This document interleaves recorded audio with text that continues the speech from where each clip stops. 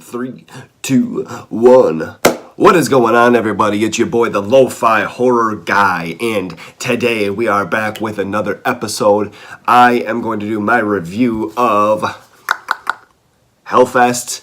I'm going to do my review of the Blu-ray Hellfest. We watched this a couple of nights ago, and then after that, I am going to give you guys one movie for each of the major streaming platforms for this weekend. So one movie for Friday, one for Saturday, and one for Sunday, as long as you have each of these Netflix, Hulu, and Amazon Prime. I'm going to give you one movie that I say that may have flown under the radar and you should check out immediately. First off, we are going to cut right into Gregory Plotkin's Hellfest. What did I think? Overall, I thought it was a sweet movie. Overall, I did my unwrapping the other day of it. I talked about, the Blu-ray and, as far as the physical aesthetic of it. I kind of get bummed out when I go and I pay the hefty price and then, you kind of open it up and it's just absolutely nothing to, worth looking at. But this movie was very cool.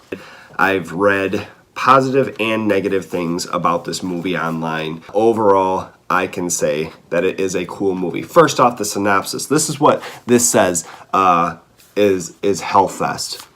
A group of friends are bound for a horror-themed Halloween event at a local amusement park. A sprawling labyrinth of rides, games, and mazes that travels the country and happens to be in town. For one visitor, the ghoulish carnival of nightmares is not the attraction. It is a haunting ground. On the night that friends attend, a mass serial killer turns the amusement park into his own playground, terrorizing attendees, while the rest of the patrons believe that it is all part of the show. As the body count and frenzied excitement of the crowd continues to rise, who will fight to survive the night? Oh, it sounds terrifying. But actually, it was a good movie. I liked the use of practical effects. I liked how it made me feel it was a 90s kind of nostalgia as far as like the actors, kind of how they acted, how it was shot. It just really felt to me like a Faculty type feel, or Scream, or like the original, or the first remake of The House on Haunted Hill. Like, it just had that overall kind of feeling to me, and I liked it. I thought it was good. I mean, it wasn't amazing, so to speak, but I thought it was good. A couple of cool things that I thought looking into this movie, the killer's mask was actually made by Alterian Incorporated, which made the original Scream mask and the Happy Death Day, which I actually have one downstairs, signed by old boy that played the killer in that movie. Very, very cool. I thought that was sweet. And then all the extras that were running around in the beginning of the movie, apparently the majority of those guys were from the Netherworld, haunted house in Georgia, which is like top 10 in the United States for haunted parks or amusement, theme parks such. I thought that was very cool, so those guys had an opportunity to star in a creepy little movie there.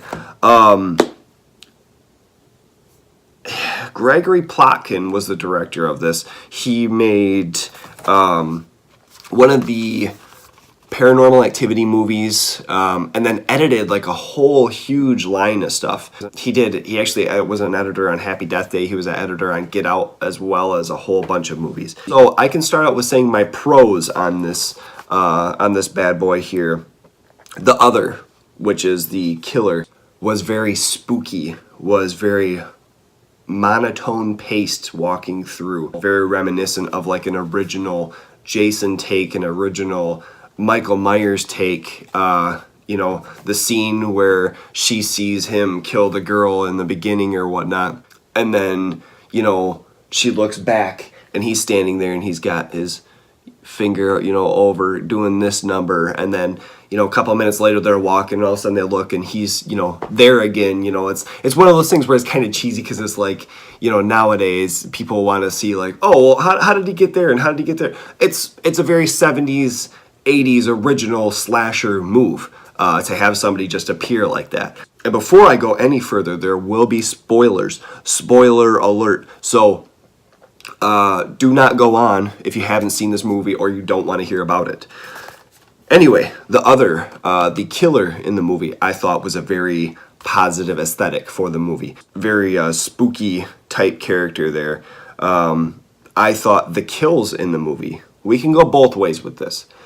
Let's say the couple of kills that there was two memorable kills, I can say, that were very cool, that were different. The use of practical effects, I absolutely loved. It wasn't all CGI'd out, or if it was, you couldn't tell. It wasn't to the point of where it was just so brutally obvious that it was like disgusting. But there was a couple of cool kills. You can kind of give that to it as far as a positive note to it. Tony Todd makes an appearance in the movie.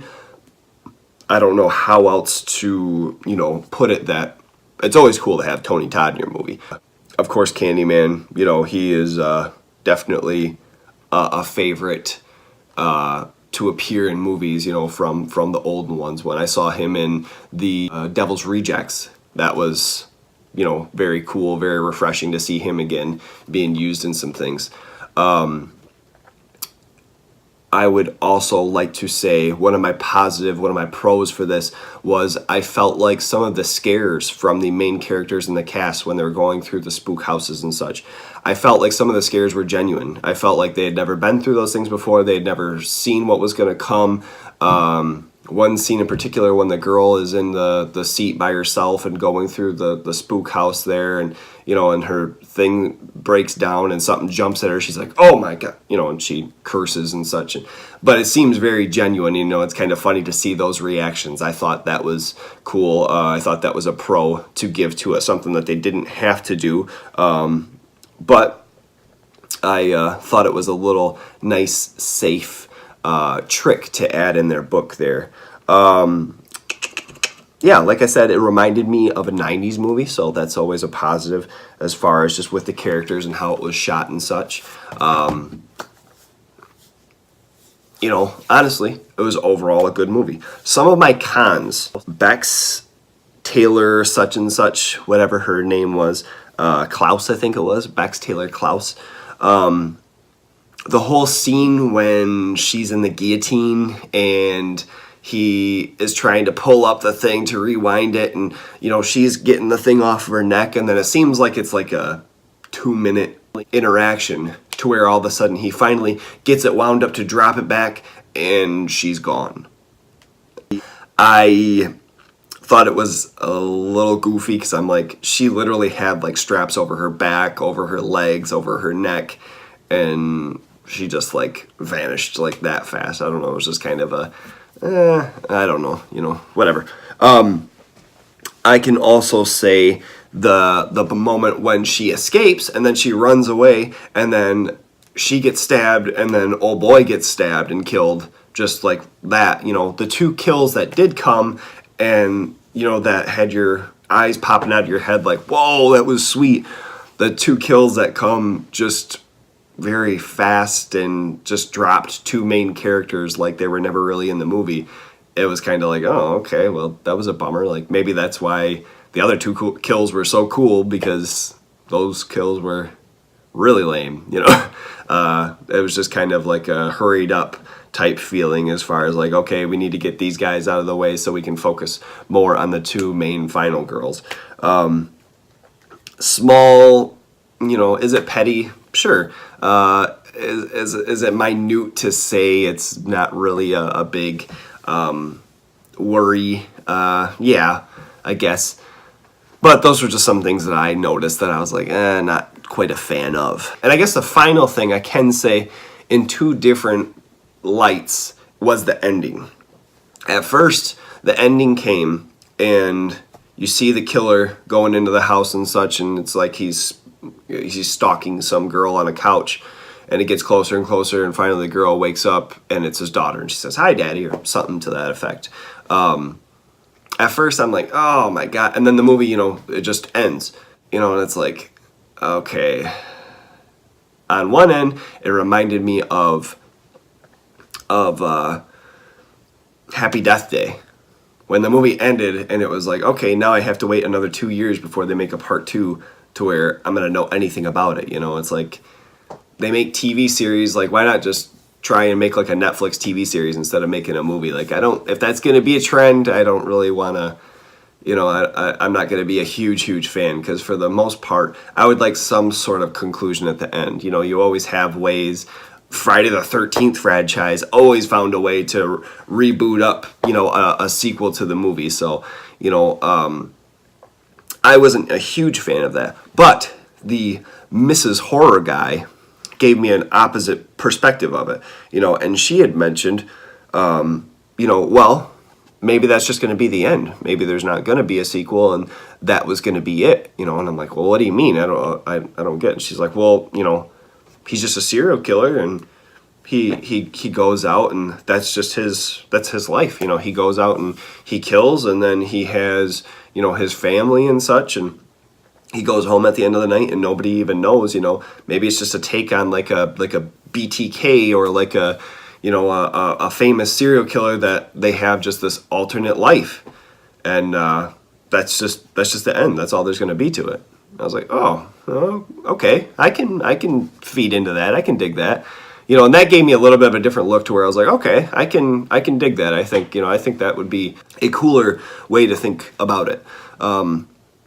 So 2 different ways to look at it. Overall, Hellfest, out of 5 high fives, I would give it a solid 3.8 out of 5. I'd give it a solid, you know, 41.5 out of 44. A 19 out of 23. But I liked it. I will give it a positive review. I thought it was a cool movie. I thought it was a cool take. It wasn't a remake. It wasn't this Pet Sematary that's coming out. I haven't seen that, so I can't really hate on it. But you know, it's not a new take on something. It's an amusement park. It's, you know, it's the serial killer going in. I thought it was cool. I enjoyed it for what it was. I went in just having a positive outlook on it, and it was cool. So if you have other to say, sorry, the lo-fi thinks it's cool.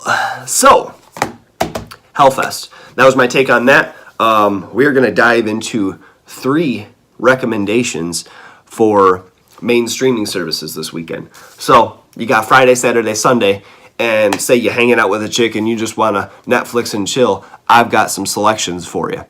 They are good ones, so check them out. Netflix, the first movie I'm going to go over is 2015's The Devil's Candy. Sean Byrne directed it, who also did The Lovely Ones a couple years prior. The Devil's Candy basically revolves around a family that moves into their dream home. This guy's a painter by trade, and he goes and gets haunted by, or possessed by, some demonic presence, and starts painting all these crazy, you know, crazy paintings. Pruitt Taylor Vince is the main villain in the movie, and absolutely cringy in the best way. He makes you uncomfortable. He makes your skin crawl. Just the whole time you are voting against this guy. You know, his character is just that one that makes you, you know, want to look over your shoulder while you're watching it and make sure that nobody's looking in your window. Very creepy, very well done, well executed, well acted character in the movie. I can say that. Another positive is the imagery in it. The imagery that comes along with the movie, just as far as the paintings and such, and some of the ways, or some of the shots in the film, was very cool. Some of the paintings, I don't know who did them. I don't know if it was just like something that somebody tossed up, or you know, it was an art department. But were very cool, very sweet. Some of the stuff I thought would be very cool to hang in the lo-fi horror guys art gallery, if you will. But The Devil's Candy was a very cool movie. I highly recommend it. 2 is 2016's I Am Not a Serial Killer. Billy O'Brien directed it. I don't know. He directed some other things that seemed like they were just kind of cheesy, lo-fi, low budget. So not really so much to mention. But this movie was sweet. Christopher Lloyd starred in it. Played an awesome role, a very unexpected role.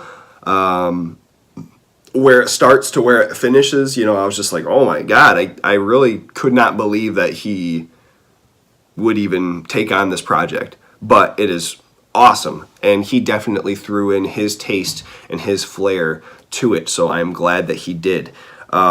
Max Records is the main child, the main kid that centers around the story. Basically, his character's name is John Wayne Cleaver, I believe, and he has some like homicidal tendencies, and you know, he's just kind of driving through life trying to drive back these feelings and urges and such. And so these things start happening in his town, and people are kind of looking at him like, you know, this is you, man. This is for sure you. Like, this is, you know, nobody else would do this stuff. And further in, you start dissecting into what's actually happening, and it just turns out amazing. The end of it came, and I was just in such awe, almost like a, you know, like the Thing, or you know, just an ending that comes and has you like, oh my gosh, mind blown. I Am Not a Serial Killer is currently on Hulu. Check that out. I love it. Love it. Like Trump. I love it. Okay, that was a terrible impression. Number 3 is going to be on Amazon Prime. It is on Amazon Prime currently. It is a movie called Late Phases, 2014. Adrian Garcia Bagliano is the director.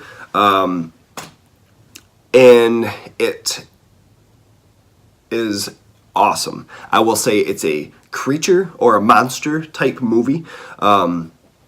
This war vet ends up moving into this gated community, if you will, and he's blind, so a little bit of a handicap there as far as what's going on. Some things start happening. Soon enough, some people start getting killed. They start digging into what's going on. Very, very cool movie. You root for the characters. It is a good one that has flown under the radar, and I highly recommend that. So on Netflix, you're checking out The Devil's Candy on Friday. On Hulu, you're checking out I Am Not a Serial Killer on Saturday. And Sunday, you're checking out Late Phases on Amazon Prime. That is my 3 recommendations for your main streaming services. That is my review of Hellfest, a 3.8 out of 5 from your doggy. Arf, arf, give him a pound. Give him a cough drop because he can't stop coughing. Without further ado, that was my reviews. Record of the day. Converge. Converge is the band. Very awesome band. This is a t-shirt of theirs. That is All We Love We Leave Behind. Trespasses is track 2. I highly suggest you check that out. A Glacial Pace is a track, I don't know, 16 or something. Highly suggest you check it out. On My Shield, the track, I don't know, 30. Highly suggest you check it out. Amazing record, has gotten me through some hard times in life. I'm telling you. Do me a favor, check out that record, check out Hellfest, check yourselves out in the mirror. This is your doggy, the lo-fi horror guy. Give me a ding, give me a dong, give me a bing, give me a bong, give me a like, give me a share. If you don't, I don't care. At the end of the day, I just want you to check out Hellfest, maybe a couple of good scares on a streaming service. That's about it. I'm hitting you with the old 3, 2, 1, goodbye.